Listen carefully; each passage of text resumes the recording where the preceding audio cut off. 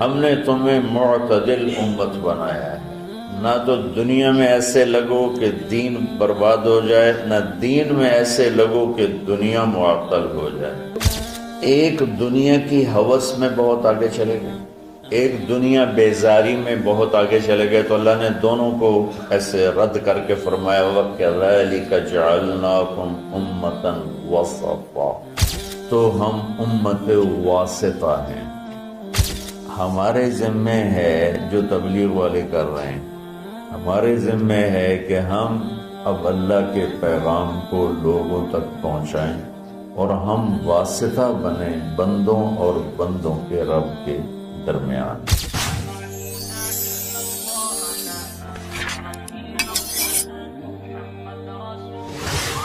اللہ تعالیٰ فرماتے ہیں کہ ہم نے تمہیں امت معتدل بنایا، وسطا۔ ایک ترجمہ اس کا امام طبری نے کیا ہے، جو ہمارے تبلیغ والوں کے لیے بڑا، بلکہ پوری امت کے لیے، صرف تبلیغ والوں کے لیے کیوں، پوری امت کے لیے وہ ایک پیغام ہے کہ انہوں نے ایک ترجمہ یہ کیا ہے کہ ہم نے تمہیں امت واسطہ بنایا۔ دو چیزوں کو ملانے کے لیے درمیان میں جو چیز ہوتی ہے اس کو واسطہ کہتے ہیں۔ یہ مائک میرے اور آپ کے درمیان، جو بھی آگے سن رہے ہیں، واسطہ ہے۔ یہ دو چیزوں کو ملا رہا ہے، مجھے اور آپ کو ملا رہا ہے آواز کو بلند کر کے۔ تو امام طبری نے اس کا ترجمہ، ایک ترجمہ یہ کیا ہے، یہ بھی کیا ہے امت معتدل بنایا ہے، یہ تو تمام مفسرین نے اس کا یہ ترجمہ کیا۔ امام طبری نے ایک ترجمہ یہ کیا ہے کہ ہم نے تمہیں امت واسطہ بنایا ہے۔ جیسے پہلے انبیاء آتے تھے اور وہ واسطہ ہوتے تھے اللہ اور بندوں کے درمیان، کہ لوگ اللہ کو نہیں جانتے تو ایک نبی آتا ہے، رسول آتا ہے، وہ لوگوں کو اللہ کا تعارف کرواتا ہے اور اللہ سے ان کو ملا دیتا ہے، اللہ کے سامنے انہیں جھکا دیتا ہے اور انہیں صراط مستقیم پہ کھڑا کر دیتا ہے۔ اب ہمارے نبی پاک صلی اللہ علیہ وسلم کے بعد کوئی نبی نہیں آئے گا، تو لہٰذا اے امت محمد اب تم واسطہ ہو۔ ہمارے ذمے ہے جو تبلیغ والے کر رہے ہیں، ہمارے ذمے ہے کہ ہم اب اللہ کے پیغام کو لوگوں تک پہنچائیں اور ہم واسطہ بنیں بندوں اور بندوں کے رب کے درمیان۔ یہ بہت خوبصورت ترجمہ ہے۔ جتنی تفسیریں میں نے دیکھی اس میں مجھے سوائے طبری کے اور کہیں نہیں ملا، اور آپ کے شاید علم میں ہوگا کہ طبری پہلی تفسیر ہے جو امت میں لکھی گئی، ابن جریر طبری رحمۃ اللہ علیہ۔ تو اللہ تعالیٰ نے ہمیں امت واسطہ بنایا ہے، کوئی تبلیغ میں نہیں جا رہا یا جا رہا ہے، امت ہے تو ہم امت واسطہ ہیں۔ نماز سب پہ فرض ہے، بہت تھوڑے سے لوگ پڑھتے ہیں، تو جو نہیں پڑھتے ان کی معافی تو کوئی نہیں۔ زکوٰۃ بہت تھوڑے لوگ دیتے ہیں، جو نہیں دیتے ان کو معاف تو نہیں۔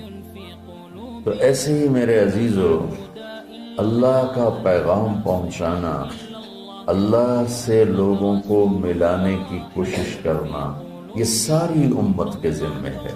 بہت تھوڑے سے لوگ کر رہے ہیں، بے شمار امت ہے جو بھول چکی ہے، اور بھولنا بھی بھول چکے ہیں۔ مدت ہوئی صیاد نے چھوڑا بھی تو کیا، تاب پرواز نہیں راہ چمن یاد نہیں۔ مجھے یہ شعر بڑا فٹ آتا ہے کہ شکاری چھوٹے سے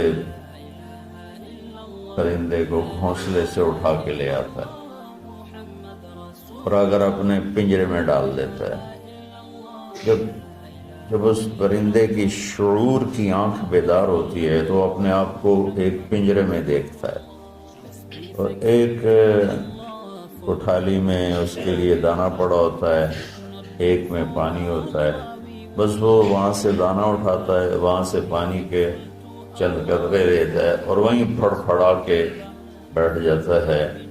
اور جب اس کی آنکھ ہی وہیں کھلی تو اس کی ذہنیت اور اس کا جو مائنڈ سیٹ تھا وہ فکس ہو گیا کہ بس یہی میرا جہان ہے، یہی میری دنیا ہے۔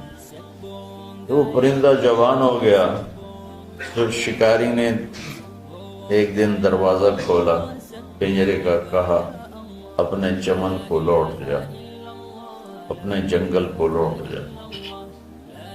تو وہ آگے کہتا ہے تاب پرواز نہیں، مجھ سے تو اڑا ہی نہیں جاتا، اور اگر میں اڑ بھی جاؤں تو راہ چمن یاد نہیں، مجھے تو یاد نہیں تم مجھے کہاں سے لائے ہو، تو میں کدھر جاؤں، اور میں نے اتنے ہی رہن دے۔ تو اس وقت امت محمد صلی اللہ علیہ وسلم دکانوں کے پنجرے میں، فیکٹریوں کے پنجرے میں، ملوں کے پنجرے میں، زراعت کے پنجرے میں، کاروبار زندگی کے پنجرے میں ایسی بند ہوئی ہے، بس صبح گھر سے اپنے کام پر، کام سے گھر پر، گھر سے دکان پر، دکان سے گھر پر، یہ سارا ماحول ہے۔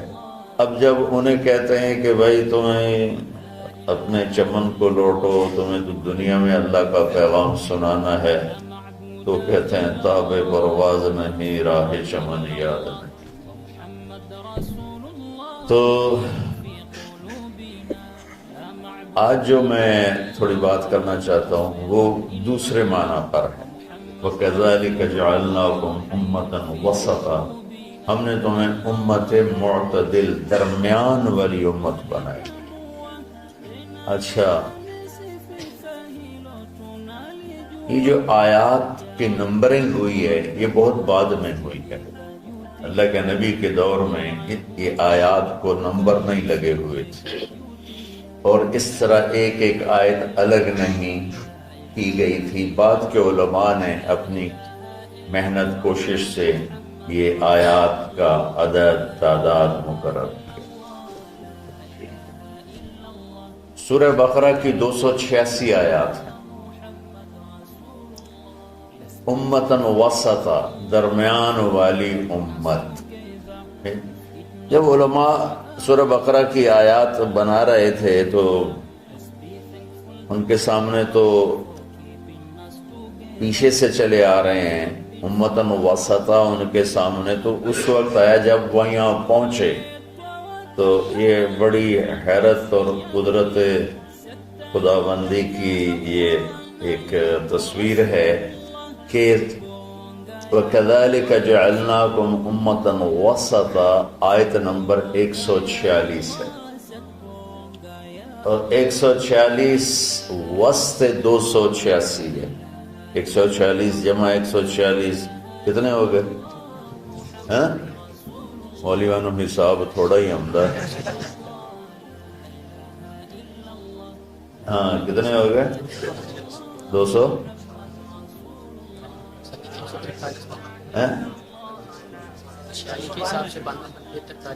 نہیں، پھر یہ آیت نمبر 143 ہے۔ میرا ذہن ہی سویا ہوا ہے، میں کیا آگے، یہ آیت نمبر 143 ہے، 146 نہیں 143 ہے۔ تو بالکل درمیان میں لفظ کے لحاظ سے، اور ادھر آیت کی تقسیم ہو رہی ہے، تو کرتے کرتے جب اس آیت پر پہنچے تو جو 143 پر نہیں تھی، اور آیات 286 ہیں، تو اس کا وسط بنتا ہے، اور امتاً وسطا، درمیان والی امت کے پیچھے مفہوم کیا ہے؟ یہودی بہت زیادہ حرص و ہوس کا شکار ہوئے دنیا کے لیے۔ عیسائی رہبانیت میں ایسے ترک دنیا رہبانیۃ ابتدعوها ما کتبنا علیہم۔ اللہ تعالیٰ نے کہا انہوں نے خود ہی شروع کیا، میں نے تو کہا نہیں تھا۔ تو تھوڑا پیچھے چلے جائیں تو عیسائیوں میں نہانا بھی گناہ تھا، میلا کچیلا رہنا بزرگی تھی، بو آ رہی ہو، کپڑے گندے میلے، زبردستی اپنے اوپر اس قسم کے مجاہدے ڈالنا، تو ان کا رہبانیۃ ابتدعوها ما کتبنا علیہم، میں تو اسی آپ پہ شروع کی تھی، میں تو نہیں تو کیا۔ جب اسپین پہ قبضہ ہوا عیسائیوں کا تو سب سے پہلے جو انہوں نے کام کیا، سارے ملک میں جتنے تھے حمام غسل خانے وہ سارے گرا دیے۔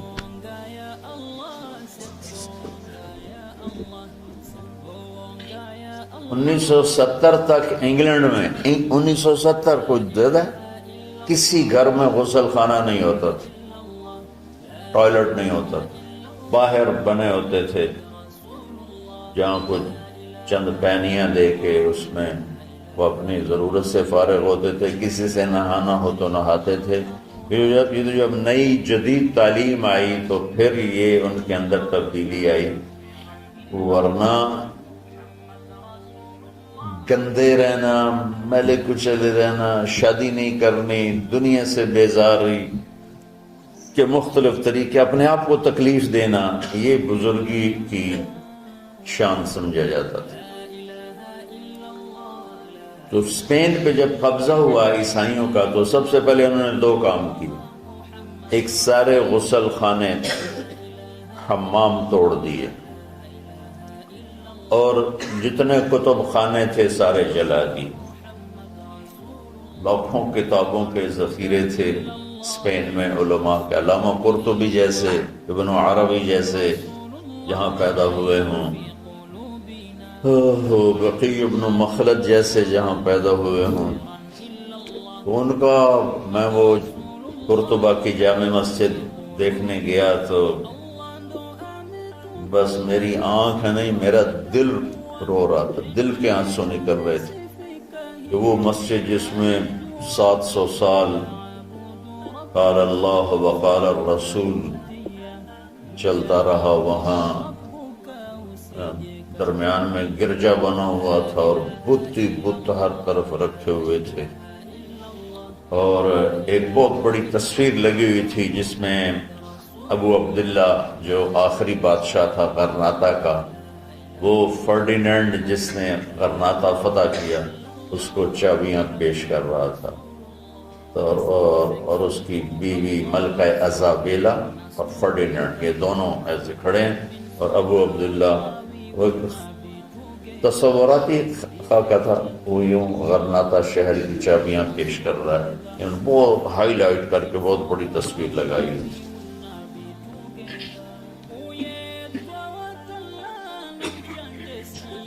تو ایک دنیا کی ہوس میں بہت آگے چلے گئے، ایک دنیا بیزاری میں بہت آگے چلے گئے، تو اللہ نے دونوں کو ایسے رد کر کے فرمایا وَكَذَلِكَ جَعَلْنَاكُمْ أُمَّةً وَسَطًا، ہم نے تمہیں معتدل امت بنایا ہے، نہ تو دنیا میں ایسے لگو کہ دین برباد ہو جائے، نہ دین میں ایسے لگو کہ دنیا معطل ہو جائے۔